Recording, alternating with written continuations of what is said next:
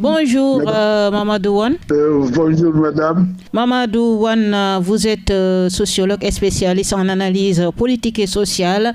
Déjà, comment décortiquez-vous l'affaire de Matar Diagne de l'université, l'étudiant de l'université Gaston Berger de Saint-Louis, retrouvé mort dans sa chambre? On avance une thèse de suicide avec la publication d'une lettre en fait écrite par Matar Diagne. Comment analysez-vous ce drame?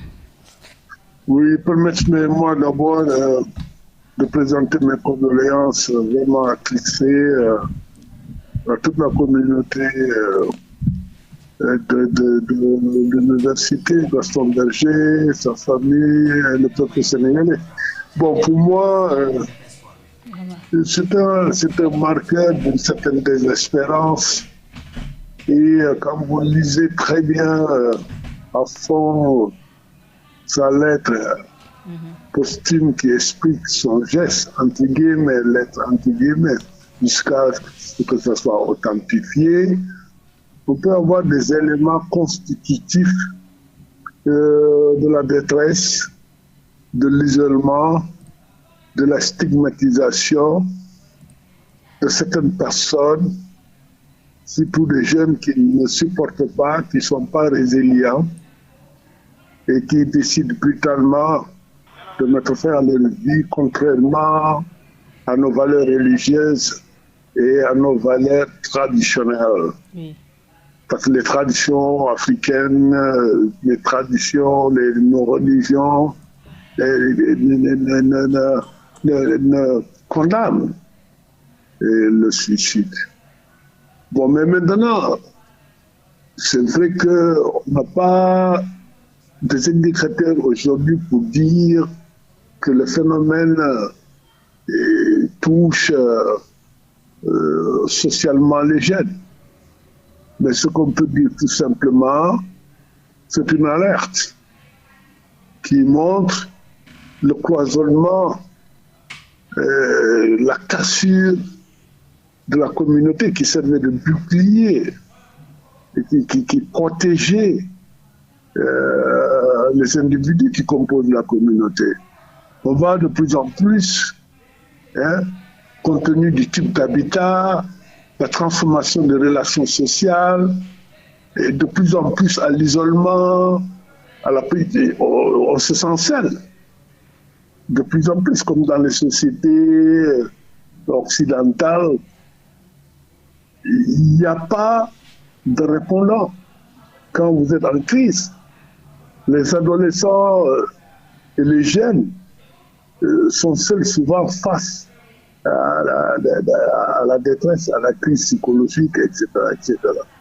Donc pour moi, la société sénégalaise doit, par rapport, je veux dire que c'est des signes qui doivent nous ramener à plus de communauté, à plus d'empathie, à plus d'écoute de personnes qui sont dans des vulnérabilités passagères. La thèse de suicide avancée? Non, mais de toutes les façons, pour le moment, c'est ce qu'on peut retenir. C'est ce qu'on peut retenir. C'est la thèse Oui, je ne peux pas spéculer ou bien jouer à l'inspecteur. Donc, bon, nous, ce qu'on peut, c'est des éléments, partir de certains éléments qui, pour le moment, indiquent le suicide. Surtout que le suicide existe. Voilà. Et la responsabilité de la société et la famille dans le suicide de Matar Diagne? Non, mais je l'ai dit, la responsabilité, il l'a dit. Il a dit qu'il n'arrivait pas à communiquer. Il a dit qu'il a été victime de stigmatisation. Il a dit qu'on l'a poussé au dernier retranchement. Il a essayé de résister. Tiens, en pensant à sa mère, il a dit qu'il a voulu, il avait un projet depuis longtemps, mais il a résisté à cause de sa mère qui est malade. Et il a présenté des excuses à son père, etc., etc. Donc, les éléments même, quand vous regardez cette lettre, elle est très profonde. Et elle vous donne des indications de liens sociaux très forts. Et en même temps de la fragilité. Et il a dit, c'est une déception dans sa lettre. Il est brillant, il a eu son bac brillamment. Et pour lui, la vie, c'était un challenge pour devenir un jour président de la République. Il l'a dit. Mais bon, quand il a vu que le projet s'effritait, bon, qu'il avait quelque chose qu'il ne pouvait pas partager, et les gens, il a accusé, il a fait le procès de notre société. C'est-à-dire facilement, on vous étiquette. Facilement, vous êtes stigmatisé.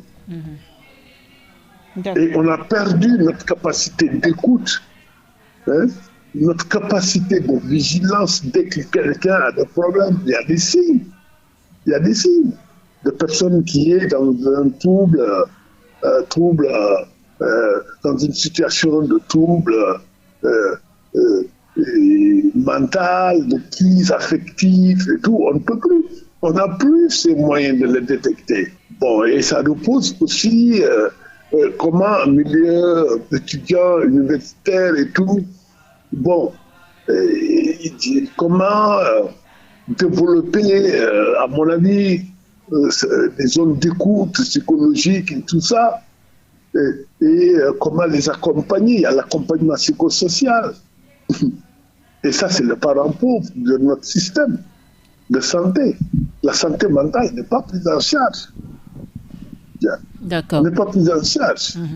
Et que quand vous avez votre problème, vous êtes seul face à votre problème. Restons, Mamadou Wane, dans le milieu étudiantin pour parler du mouvement d'humeur des perturbations des étudiants au sein des universités au Sénégal. Tantôt, c'est l'université Assane Seck de Ziguinchor, tantôt, c'est l'université Cheikh Anta Diop de Dakar. Actuellement, c'est au niveau de l'université de Bambey. Que pensez-vous vraiment de ce front social au niveau des universités? Non, mais moi, bon, que les universités, bon, c'est une tradition. Moi qui vous parle, je viens de mai 68. C'est une tradition. Hein? Mais de plus en plus, aujourd'hui, les mouvements, c'est lié à des manquements. Par exemple, des bourses qui sont en retard, le paiement, je veux dire, etc. Bon, les conditions qui sont quand même des conditions dures. Bon, voilà. Bon, il faut aussi, à mon avis, que les étudiants manifestent. Mais est-ce que la voie de la violence est aujourd'hui la seule modalité pour attirer l'attention et pour amener les autorités, à mon avis, à prendre en charge, à anticiper, ne pas attendre si c'est possible de payer. Pourquoi attendre qu'on brûle les pneus pour payer après? Et savoir que c'est très sensible. Pourquoi on ne met pas des mécanismes de dialogue social préventif? Pourquoi on ne met pas l'accent sur la prévention? Bon, je sais que les nouvelles autorités aussi l'ont dit, hein, la crise budgétaire, les moyens de l'État,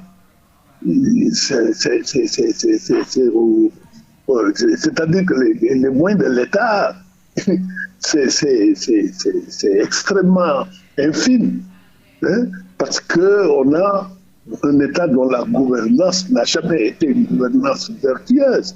C'est-à-dire qu'il y a un passif. Les nouvelles autorités sont en face d'un passif qui est les résultats de pratiques, hein, comment dirais-je, de déprédation des ressources publiques. Les ressources publiques, le Sénégal n'a pas beaucoup de pays africains. L'État n'a pas de ressources à l'infini.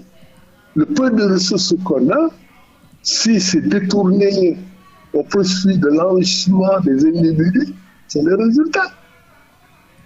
mais en même temps, les nouvelles autorités doivent mettre en place des mécanismes et des processus préventifs. Il faut parler à ces étudiants qui ont été des acteurs de la transformation politique, qui ont payé le prix très cher. La jeunesse sénégalaise a payé le prix le plus fort pour obtenir le changement politique et de l'Égypte. Donc, à mon avis, leur prise en charge doit être une prise en charge prioritaire. Prioritaire. Donc, à mon avis, on ne doit plus, en tout cas d'ici à moyen terme, je vais être réaliste, on ne doit plus avoir ce problème de gens, le bourse n'est pas payé. Pourquoi? Alors que les autres sont payés. Les députés, ils sont payés. Bien. Je veux dire, bon, les ministres sont payés, bon, tout le monde est payé, pratiquement. En tout cas, je veux dire, dans l'appareil administratif et tout ça, il n'y a pas de retard de salaire, sauf quelques catégories, etc. Donc, pourquoi les étudiants, on attend des rapports de violence pour dire oui, bon, on débloque les 4 milliards, c'est un problème, à mon avis, de management qui se pose à ce niveau-là. D'accord. Une autre question d'actualité. Que pensez-vous de l'indice de l'indice de perception de la corruption de Transparency International publié? Le Sénégal qui a gagné 2 points par rapport à l'année 2023 et 2024, mais reste toujours dans la zone rouge. Que pensez-vous, de cette corruption au Sénégal? Non, c'est-à-dire, j'ai beaucoup aimé, vous avez dit, c'est la perception. Donc, la perception est une forme de représentation. C'est vrai que les perceptions aussi s'appuient sur, quelque part, des pratiques réelles. C'est clair. Mais bon, moi, je pense que même si c'est de 2 points, les choses bougent. Donc, à mon avis, le Djoubenti, je pense la question de la lutte contre la corruption commence à apporter ses fruits et je pense que c'est très important au niveau de la perception qu'il y ait une masse critique qui croit possible aujourd'hui avec les initiatives prises par le gouvernement, et il faut les saluer. Chaque centime gagné, c'est plus de soins, d'accès aux soins. C'est plus d'enfants qui vont à l'école. Plus d'enfants. La justice fiscale, que tout le monde paye les impôts et qu'on ne les détourne pas, qu'on ne les vole pas. Chaque centime, chaque CFA épargné et réutilisé, c'est quelque chose de gagné au plan social. Donc pour moi, je pense que ça bouge, mais ça doit continuer. À mon avis, l'année prochaine, c'est pas 2 points, peut-être ce sera un bond gigantesque. Si on continue, à mon avis, à lutter contre. Et que la réduction des comptes aussi devienne une réalité. Oui. Et que les procédures judiciaires, le temps de la justice, ne nous fait pas douter très long. Je ne remets pas en cause leur indépendance. Mais la justice est rendue au nom du peuple.